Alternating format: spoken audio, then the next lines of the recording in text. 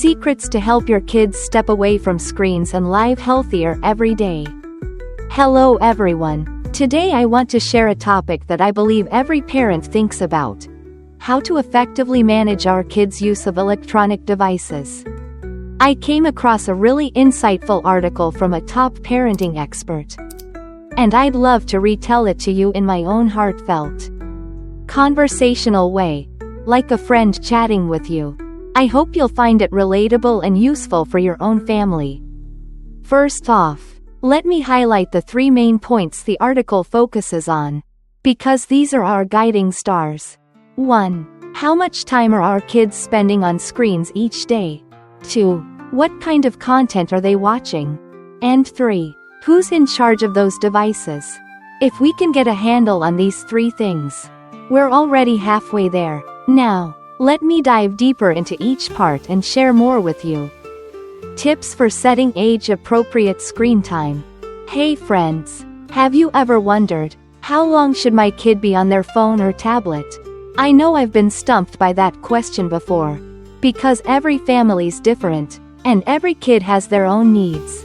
But what really struck me from the experts is this: the less screen time, the better. It sounds simple, but putting it into practice? That's the real challenge, right? For example, for kids under 18 months, the American Academy of Pediatrics says they shouldn't use devices at all, not even for video calls with grandparents. Thinking back to when my little one was that age, I used to play videos to keep them busy while I did chores.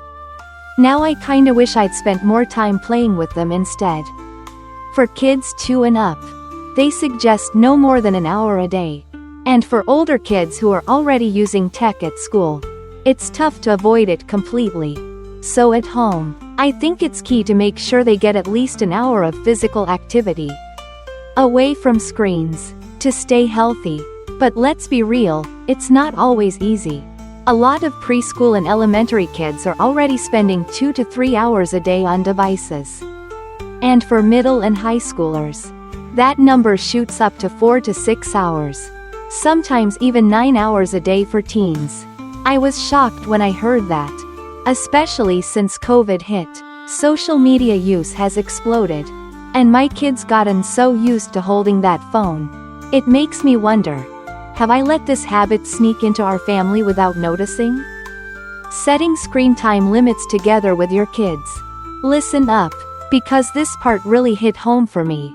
Experts say we shouldn't let kids use devices alone without supervision until they're teens. It reminded me of when my kid was younger. I'd let them watch stuff on the iPad by themselves so I could get things done. But now I realize, if I'm not there, they can get sucked into that screen and miss out on the real world. I love the idea of not just banning devices but creating chances for kids to go outside, hang out with friends, and move their bodies. I want my kid to see that face-to-face talks, trust, and open chats with me are way more valuable than social media. Experts also suggest every family make their own device plan, based on their kids' needs and situation. Isn't that cool? The goal is to make screen time work for us, not mess up sleep, meals, exercise, schoolwork, fun, or family bonding. What I found most exciting is letting kids help make that plan. I once asked my kid, "How long do you think you should use your phone each day?" Their answer was so innocent, but it kick-started teaching them to manage their time.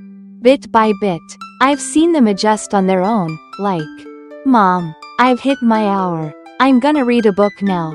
Hearing that warms my heart. You know, choosing content that's right for your kids. Now let's talk about something I bet a lot of us worry about. What are our kids watching online? With all the violent, inappropriate stuff out there, sometimes I just want to hide every device in the house. But I know banning everything isn't the answer. It's about staying in control. For little ones, from elementary age down, I think we need to watch them closely every minute. As they get older, into their teens, I ease up a bit. But I don't let go completely. I remember once my kid was watching a video I didn't like. I sat down and gently said, "Hey, this isn't great for you. Let's switch to something else. Okay?" They nodded. And since then, I've kept a closer eye on what they're into. Experts say that from 13 up, kids can take more responsibility for what they watch. But we still need to check in case they stumble onto something harmful. The tricky part, I think, is making sure they know I'm not controlling them because I don't trust them. I'm doing it to protect them. It takes trust between us. And I'm working hard every day to keep that connection strong. Who's in charge of the devices at home? Lastly, let's chat about who's calling the shots with the devices in your house. Every family's different. Some let kids keep their phones or tablets all the time, while others have parents take them away at certain points. For me, I go with a mix. They can use them during the day, but at a set time, they hand them over. One thing the experts stress, and I totally agree with, is no devices at bedtime. I used to let my kid take the iPad to their room, and they'd stay up late watching shows, then wake up exhausted. After that, I made a rule. Bedtime means rest. No screens allowed. The AAP backs this up too. And I've seen it work wonders. My kid sleeps better and wakes up happier. Wow, I've gone on for a while, haven't I? But honestly, I just wanted to pour out everything I felt from this article. Raising kids in this tech-filled world isn't easy. But I believe if we're patient, listen, and walk alongside them, it'll all work out. What do you think? Got any tips of your own? I'd love to hear them.